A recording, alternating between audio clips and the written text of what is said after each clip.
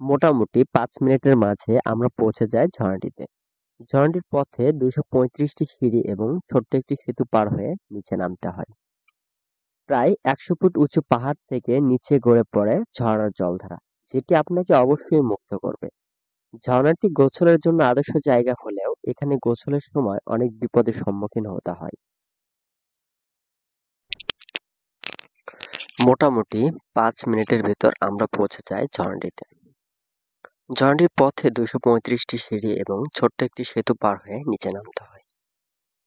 প্রায় ১০০ ফুট উঁচু পাহাড় বেয়ে নিচে গড়িয়ে পড়েছে ঝর্ণাটির জলধারা, যেটি আপনাকে অবশ্যই মুগ্ধ করবে।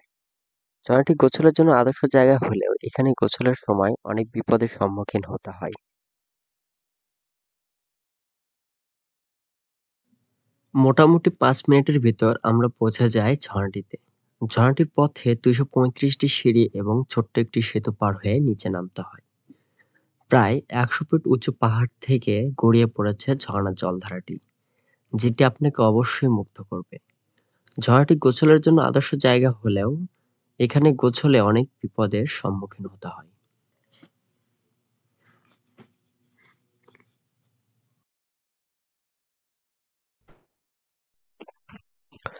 মোটামুটি ৫ মিনিটের ভেতর আমরা পৌঁছে যাই ঝর্ণাটিতে। ঝর্ণাটির পথে ২৩৫টি সিঁড়ি এবং ছোট্ট একটি সেতু পার হয়ে নিচে যেতে হয়। প্রায় ১০০ ফুট উঁচু পাহাড় থেকে নিচে গড়িয়ে পড়েছে ঝর্ণার জলধারাটি, যেটি আপনাকে অবশ্যই মুগ্ধ করবে। ঝর্ণাটি গোসলের জন্য আদর্শ জায়গা হিসেবে বিবেচনা করা হইলেও এখানে গোসলে অনেক বিপদের সম্মুখীন হতে হয়।